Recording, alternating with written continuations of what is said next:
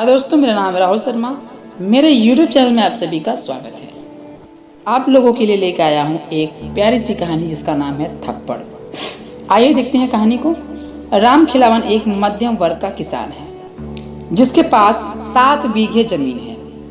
राम खिलावन की उम्र 65-70 के बीच रही होगी, पर अभी भी वह जवान लोगों को लजाता था।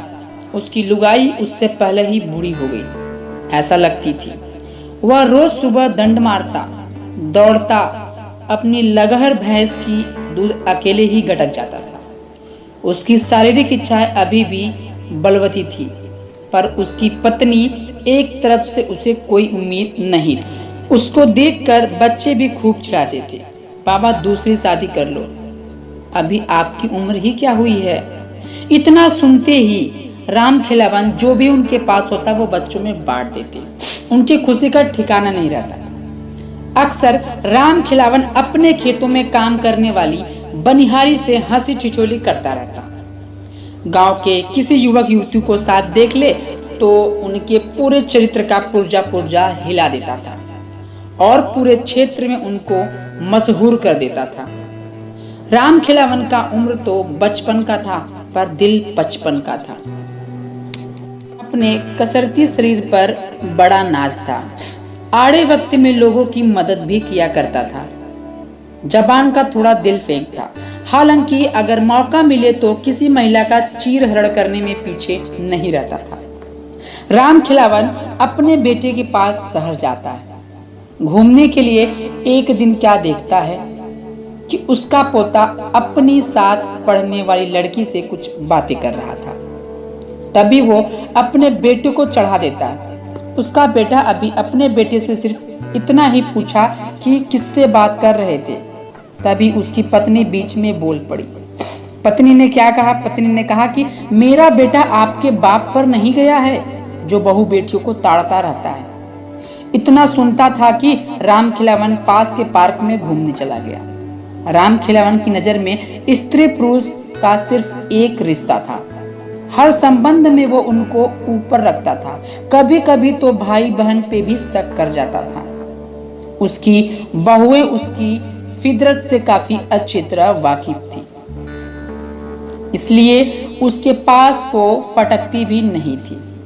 उन्हें पता था हमारे ससुर जी कलयुगी हैं, कुछ भी गुल खिला सकते हैं, मौका मिलने पे कुछ भी कर सकते हैं। गांव में कटनी का समय था। राम खिलावन के खेतों से फसल काट के दौड़ी के लिए खलिहानों में रखा जाता है। राम खिलावन दिन भर मजदूरों के साथ लगा रहता है। उसको सांस लेने की भी फुर्सत नहीं थी। साथ ही दिन भर बनिहारनों को देखकर ही नैन सुख प्राप्त करता था और अपने अतृप्त आत्मा को तृप्त करता रहता था। उसकी पत्नी घर से खाना बना के खलिहान ले जाती थी। वहीं वो अपना डेरा डंडा जमा रखा था। वह भी अपने पति के कारनामे से पूरी तरह वाकिफ थी। अक्सर उसे गाली देती रहती थी। बूढ़े हो गए पर बुद्धि अभी नहीं आई। राम खिलावन जब अपनी पत्नी को देखता उसका माथा ठनक जाता था। अपनी बुढ़ी झुर्रीदार पत्नी को देखकर परेशान हो जाता। ये तो किसी काम की है नहीं। उसका बस चलता तो अपनी पत्नी को निकाल देता, पर घर का पूरा था, उसका कुछ भी बस नहीं चलता था। करे तो क्या करे? कभी बुढ़िया को स्पर्श करता तो झटक देती थी। ये बेचारा मन मार के रह जाता था। कभी कोशिश करता अपनी पत्नी से सट के बैठे तो गाली देने लगती थी। शर्म नहीं आती? बेटा बेटी जवान हो गए हैं, नाती पोते बड़े हो गए हैं, तुम्हारी जवानी अभी गई नहीं। बुढ़ौती में पाठ बनल फिरा ताड़ा। ऐसे वो अपनी कैजुअल लैंग्वेज उसको डांटती। तरह के लइकन से पिटवाई हम, उसको अपनी भाषाओं में इस तरह समझाती।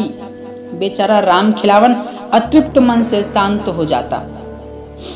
एक दिन दूध वाले अपने दूध का हिसाब करने आती है। दूध वाली आवाज लगाती है, आजी आजी अंदर है क्या? राम खिलावन अपनी औरत की आवाज में, आजा आजा अंदर, दरवाजा खुला है। ऐसा कहा। राम खिलावन अंधेरे कोठरी में सोया था। घरवाली बाहर गई हुई थी, उसकी पत्नी घर में नहीं थी, घर में कोई बच्चा भी नहीं था। घर में राम खिलावन अकेले था। ऐसा मौका देखता है, उसके मन में शैतानी करने की सूझती है। उसे ये नहीं पता कि क्या होता है इसके बाद।